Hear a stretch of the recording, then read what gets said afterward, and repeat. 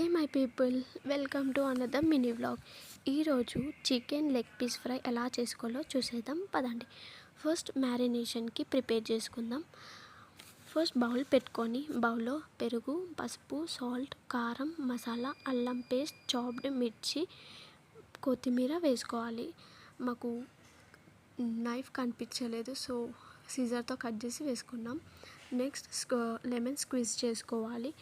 ఇది మంచిగా కలుపుకున్నాక లెగ్ పీసెస్కి అప్లై చేసుకోవాలి. మొత్తం అన్ని లెగ్ పీసెస్కి వచ్చేలాగా అప్లై చేసుకొని వీడియోలో చూపించినట్టు స్లైడ్స్గా కట్ చేసుకొని ఒక 10 to 15 minutes పెట్టుకోవాలి. ఇప్పుడు కర్రీ చేసేద్దాం, కమాన్. నెక్స్ట్ ఒక కడాయి పెట్టుకొని ఆయిల్ చేశాక జీరా, చాప్డ్ ఆనియన్స్ వేసుకొని మంచిగా కలపండి. కొంచెం ఫ్రై అయ్యాక అల్లం పేస్ట్ వేసుకోవాలి. దాంట్లో పసుపు, మసాలా వేసుకొని మంచిగా కలపండి. నెక్స్ట్ కారం, ధనియాల పొడి వేసుకొని మిక్స్ చేసుకోవాలి.